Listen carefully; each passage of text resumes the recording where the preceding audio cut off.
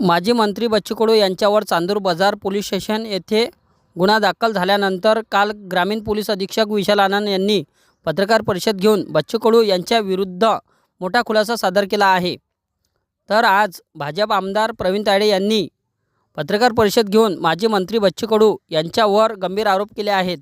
बच्चू कडू यांनी माझ्या कुटुंबाविरुद्ध षडयंत्र रचल्याचा आरोप आमदार प्रवीण तायडे यांनी केला आहे। ऑडिओ क्लिपमुळे हे प्रकरण उघड झाले आहे।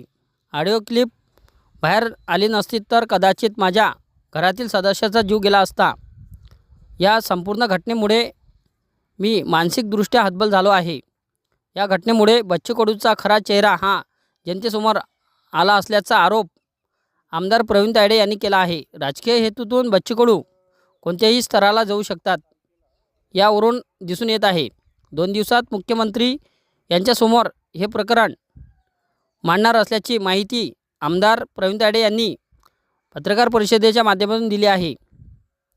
या प्रकरणाचा वाळू तस्करी संबंध असल्याचं सिद्ध झाल्यास मी राजकारण सोडून देणार अशी भूमिका आमदार प्रवीण तायडे यांनी पत्रकार परिषदेत मांडली। घटना तुमच्या समोरच आहे आणि क्लिप तुम्ही जर ऑडिओ क्लिप जर तुम्ही ऐकली तुमच्या लक्षात येईल की काल जे ऑडिओ क्लिप जी ऐकली त्याच्यात तुम्हाला लक्षात येईल की कशा प्रकारे माझ्या परिवाराविरुद्ध षडयंत्र रचण्यात आलं। भविष्यात कार्यकर्त्यांविरुद्ध सुद्धा षडयंत्र रचण्याचा डाव असू शकतो आणि जर ही क्लिप बाहेर आली नसती तर कदाचित माझ्या परिवारातील एका सदस्याचा जीव गेला असता आणि मी अतिशय हतबल या गोष्टीमुळे झालेला आहे। आणि जे स्वतःला गाडगे बाबा समजतात, स्वतःला समाजसेवक समजतात, त्यांचा सुद्धा दुसरा चेहरा हा जनतेच्या समोर आलेला आहे की हा व्यक्ती राजकारणासाठी कोणत्याही स्तराला जाऊ शकतो।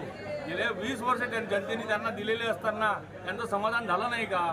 त्यांना जनतेने 80,000 मतदात्यांनी त्यांना नाकारलं, त्याच्यात माझा गुन्हा आहे का? माझ्या परिवाराचा गुन्हा आहे का?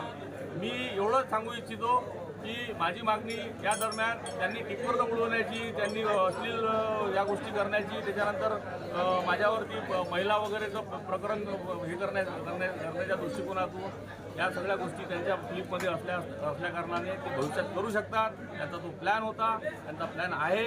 त्याच्यामुळं मी मागणी करतो की त्यांनी टिप्परचा उल्लेख केला तर अशा टिप्परने त्यांनी कोणाकोणाला उडवलं किंवा अशा प्रकारचे जीव त्यांनी घेतले आहेत का? प्रशासनाच्या किंवा शासनाच्या सत्तेत असताना त्यांनी दबावात येऊन दबाव टाकून अशा सर्व प्रकाराची चौकशी करण्यात यावी आणि मला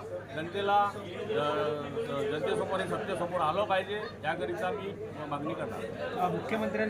सन्माननीय मुख्यमंत्री महोदयांच्या मला म्हणजे सध्या तर संपर्क नाही, अधिवेशन झालं तेव्हापासून, परंतु निश्चितच मी या 1-2 दिवसात त्यांच्या भेटीला जाऊन त्यांच्यासमोर काही मागण्या देणार आहे, त्यांना माहिती